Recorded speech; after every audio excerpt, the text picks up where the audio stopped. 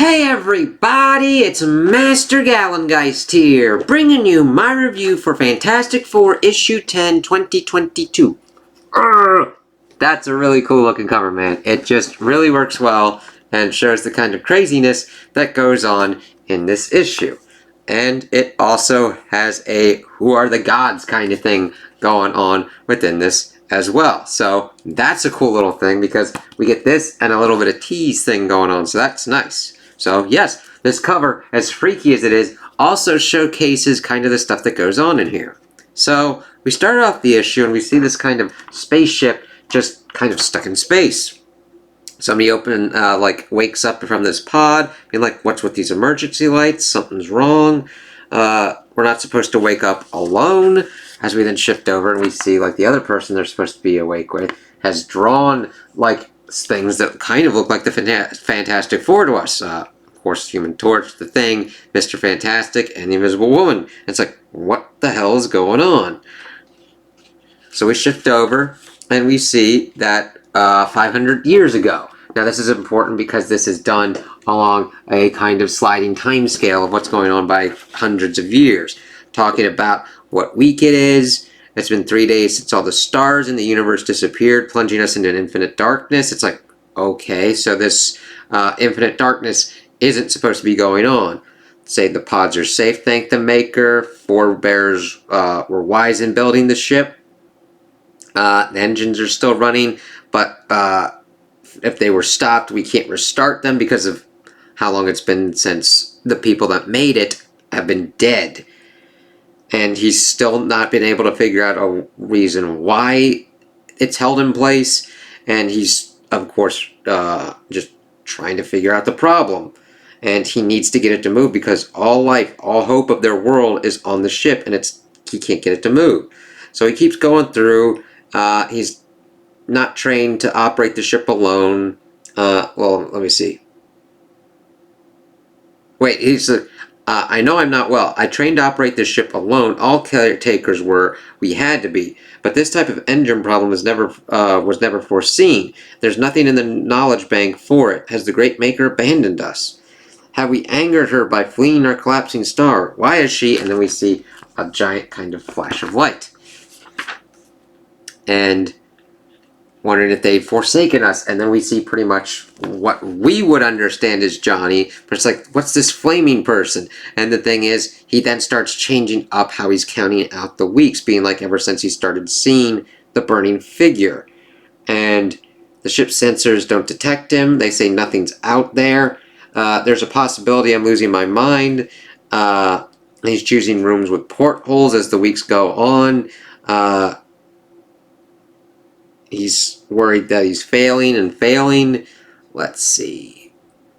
The Maker has ignored their prayers, but it doesn't matter. The burning figure has been speaking to me. I can hear his voice in my head, and I rejoice, for he is good. He tells me I can save my people if I join him. I've tried everything else. It's the only thing left that makes sense. He wants me to do it. The cold, dark expanse of space won't harm me, for his flames will keep me warm. As we see that he'd pretty much lost his mind and decides to go out an airlock and dies.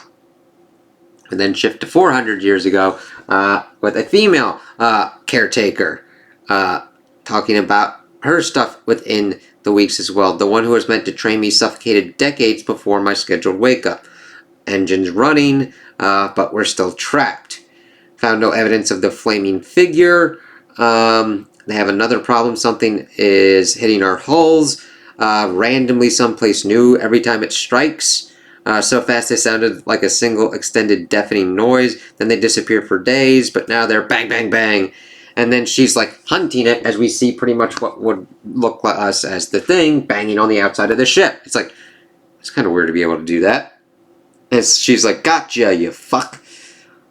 And then, of course, calculating this out felt like dragging my mind through sludge, but it was worth it. There's a pattern of the beast's appearances. Suddenly, I'm wide awake. I know where it'll strike next, and I intend to kill it when it does. And then, of course, she starts shooting out through the hull and everything, and utilizes the ship to emergency seal it. But then she's like, I can sleep now, but then the banging continues on even louder, and she's like going nuts. It's like, what the hell's going on? And it looks horrendous to us because this is a scary kind of thing, because we know the Fantastic Four wouldn't knowingly do this kind of stuff to people. And we learn why this kind of happens. So we shift to 300 years ago. We're getting closer. My dearest Margaret, it seems we are on the voyage of the damned. I woke to find the ship stuck, the stars gone, the previous caretakers all dead by their own hands. The logs say nobody's been both alive and awake on the Ark for almost a century, but still, whatever happened to those unfortunates, it's coming for me, darling, as we then see that the woman caretaker killed herself with the pistol. Man, this one is just a crazy, creepy, dark one. And saying that they haven't seen the fiery figure or the rock monster, but something's changed, darling. I know we're not alone. I get proximity alarms in empty rooms. I hear noises and nothing is there. Nothing is there. Doors are opening and closing by themselves. There's a pattern, Margaret. They're moving towards the core, toward our engines. And when I tried to reach them first, I found the only way off the bridge blocked by something hard, invisible, and impenetrable. The Ark's built to last 10,000 years. Everything's solid metal. And even if I could risk a ricochet up here, the blaster I need is on the other side of an invisible wall in a dead woman's hands. I can't get around. They're starving me to death, darling, and there's nothing I can do. As we then see that this dude pretty much starves to death because of the invisible woman's powers and like her phasing through the time. And I really do like how these panels showcase the dude starving to death as we see the invisible woman kind of getting back in as we see the various stages before he gets to the skeleton stage himself. We get to 200 years ago, and this works our way to Reed. And this dude is shooting weird little tentacle things. That's what you get. That's what you get. I read the logs the second I woke up, idiot. I know you want our engines, but you're not going to get them. And you're not going to get me either. And this dude's nuts. He's got like 3 pistols and everything, shooting all the kind of like squirrely kind of bits popping up. And he's doing a decent job. And I can blast you all day, but it looks like he does not see where he's shooting. And it ricochets off of something else, comes back and kills him, as we then see the tentacles continuing to kind of like swirl about. Damn, man. It's very interesting to see this kind of point of view, and then towards the end get the Fantastic Four. So now we're 100 years ago, kind of linking us kind of back up to what's been the beginning. Incredible. The madness has been going on for centuries. Could it be a frenzy caused by the stasis pod? Some sort of shared psychosis? As he then sees the flaming figure. It's happening to me too. I'm not immune. Okay, think about this logically while you still can. Either you are going crazy like the rest, and that flaming man is the harbinger of madness, in which case there's definitely nothing you can do now, or you're sane and something insane is happening to you. And given how that's the only option that gives me some agency, let's go with that one. If I'm wrong, flaming one, I can always go crazy later. Promise. And I like how he kind of goes through that and tries to figure out a way to deal with this. And then he starts going over the hundreds of years. The engines failed. Alien monsters have stalked the Ark ever since, with no caretaker surviving long enough under their incursions. We're dying by attrition. So why haven't you killed us already, eh? Every time a caretaker's killed, you have a century to do whatever you want until the next scheduled awakening. We're defenseless in our stasis pods. You must know that, unless you are trying to kill us. I like how this one is kind of like going through with it, because not that the other ones are stupid or anything, but they get caught up on like the certain things that are happening in front of them and not kind of deducing what's kind of going on. Great maker, could it be true to take such a risk on alien psychology, but to not do it is placing a bet on the opposite. And if I choose wrong, everyone aboard the Ark dies. The lives of a world depending now simply on the kind of universe I think we live in. Computer, engine shutdown. Warning, can't be restarted after shutdown. Override confirm computer, and may the maker have mercy on my soul. So then we shift to now. And then we start getting it from the Fantastic Four's perspective. And I kind of like this. It's kind of crazy to see what was kind of going on. And Johnny's like, whoa, of course, that explains the strange reading. This space-time manifold is artificial. So they're able to like make a space-time manifold of their ship, and something's gone woo. And we realize why the Fantastic Four are doing this. But why? Why plop it here just to mess with the Earth and threaten the safe return of the Baxter Building? It may not have been intentional, Jonathan. In its present configuration, it's a collapsed, isolated, invariant hyperbola. True, but under the right circumstances, such a field could be propulsive. How they power their engines and how they're traveling through space. Exactly. And Susan was able to call it propulsive. Exactly. And while I'm While I'm gratified that these belts I jury-rigged are keeping us outside this collapsed area of space-time, I can't predict how anyone within it will perceive us. So, yeah, they have no understanding of how they how they perceive them was like crazy alien monsters. But Reed's just like, we can like mess around here, but it's like strange things happen when you mix disparate time frames. It's like, yeah, if you don't see what's going on in the correct time frame order, you're gonna get like fucked. Got it. Be on the lookout for weird stuff. I call that a Wednesday. Totally there, Ben. Though granted, whenever I do anything, I call it a Tuesday. Like Apocalypse Tuesday. Must be another Tuesday. Come on, there's a spaceship down there with busted engines messing up space and time, and every second they're here is a risk for all of us. Let's go in and fix it already. Alrighty, right, boss? You heard the man. Let's go save the world, everyone. It's like, yay, the Fantastic Four. So then we shift and we start seeing what's going on. We see Johnny floating outside. We see Ben banging on the hall. Like, don't see no doors, but the clock's ticking, so he just bangs his way through. And the thing is, this makes sense because there's different kind of shifting timelines. So, in the one timeline, the woman just sees him banging on the outside of the hall, and he doesn't bang through.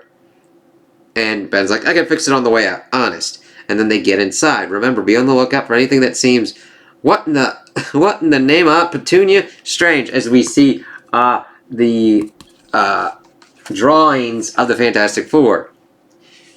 And then Reed, of course, starts talking about it, being like, fascinating. Their instantaneous appearance implies time is moving much faster for them than it is for us. So anyone on board, we look like what, statues? Given the temporal frame conflict, it's likely we're appearing at multiple and disparate times, locations, and relative speeds. It would be quite challenging to predict.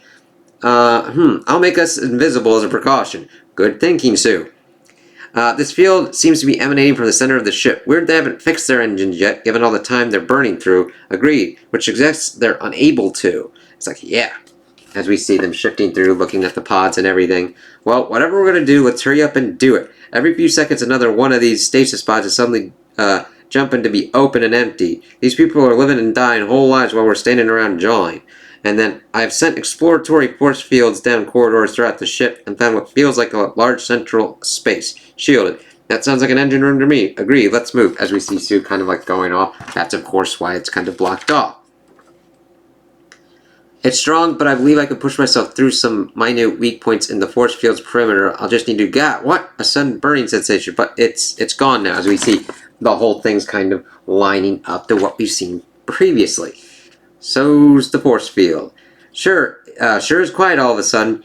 Indeed, either the engines have completely collapsed and we're in deep trouble, or someone did us a favor and shut them down. Hopefully the latter. If we're to fix the space-time warping engine of an unknown species, at least we won't have to do it while it's running. Yes, because that would be horrendous to attempt to do. Shortly, that ought to do it. I gotta admit, Reed, the bits I could figure out of this thing are incredible. This engine should last almost indefinitely, yeah? I suspect so. It's a beautiful feat of engineering, as Johnny, of course, was helping to fix it. So when you turn it on, are we going to get taken along for the ride too, or are we just going to get mushed into paste on the back walls? Our belt should return us to normal space-time, but it may be a jarring transition.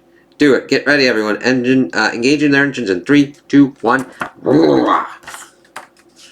Let's see here. And then we see that we are back in normal space. And everything's okay. It's like 0. They're gone back on their way to whatever, wherever it was they were heading. Godspeed, my friends. And then, ain't that always the way? We leave a home-cooked meal at the farm, blast all the way up into orbit, jury-rig some time belts out of the Fantastic parts, save a mysterious ship full of aliens, and not one of them sticks around to say thanks. I mean, from their point of view, their ship broke down, and then weird time aliens started creeping around inside for who knows how long. Yes, that's exactly what happened. And then Ben's like, they all think I'm a creepy monster god. Regardless of how we were interpreted, old friend, we did manage to save their ship. I'm just bellyaching. I just hate to think that they're afraid of us, you know? I know. Come on, bud, let's go home. As we then shift to 500 years from now. And we see someone popping out of a pod saying, "Greetings, this is the week. You're scheduled to take over here. I'm not sure where to begin. We were delayed many centuries ago, but we're going to be okay. We're safe, and we're on our way to our new home. You'll want to know what happened, and I'll tell you it as I was told to me. Our story begins with a catastrophe, but it ends with aliens from another world who only wanted to help." As we see the old caretaker with a new one that actually accurately depicts the Fantastic Four, as they know that they helped them. And that's really kind of cool. So that's where it ends. I like seeing that it's kind of a crazy one that is horror kind of focused at first, as we're getting it from the perspective of the aliens on the ship and trying to figure out what's kind of going on and how to help them, and then getting it from the Fantastic Fours and getting that kind of helped out as they help them. And then Ben's like, I just hate that they think that we're probably monsters and scary and that they should be afraid of us. But then later on we see that their help did help, and they are thankful towards them, and it has changed them and helped their culture. It's like, that's cool. I like seeing that, because yeah, there are things the Fantastic Four that have done that have been nutty and crazy, like the whole Baxter building. I like tying in with that, but I like seeing the Fantastic Four come together, helping out, and Johnny helping out with the engine, Reed kind of looking to figure out what's kind of going on and explain things, Sue using her force fields to figure out things as well, and Ben getting them in there, and it was just a kind of cool little thing. And I like that it was done from an outside perspective of seeing the Fantastic Four as scary at first, and then after they achieved their objective as helpful. So we get to the end, and we get the whole bit with the gods bit, and we get AIM back on Earth. Anything it reads as completely inert, inactive, just a bunch of circuits and metal stuck to a wall, doing nothing, so no big deal. Well, it's protected and bound to the surface of the wall by intertwined strong and weak nuclear forces, which we've seen, of course, but there's some kind of third unifying power involved, which we have not. So it's a big deal. Yeah, we're going to have to write a report. First, the FF take a whole city block, and now this. You think it was them? As we then see the city block. And he's like, probably, maybe, who knows? And it's like, okay, that's a cool little tease there. And then we get the fan page, and then we get a cool little thing about Ben, and a thing about suicide prevention because of the heavy kind of things going on, and the one caretaker committing suicide because of this stuff. And I'm glad that they didn't shy away, but then also give the resources and everything. So, this one's definitely a weird one. This is definitely more horror focused, so I can understand why people would not really be into it. But I like the kind of take and how crazy it is, and how we get the points of view of the caretakers being like, what the fuck's going on here? And we get multiple ones that I connect with on each one, which is hard to do, and connect to the Fantastic Four as they're like appearing in their spare times. Even though they're only there for brief moments and then die, I feel for them because of how they're connected to the history of the ship and everything going on. So I really like this, and I think this was a nice kind of a successful kind of story on that kind of front, with that kind of structure and everything. So those are my opinions on the issue. Tell me what you guys think in the comments below. If you liked it, if you didn't like it, if you agree with me, if you disagree with me. Also like and subscribe, and I hope you have a good day.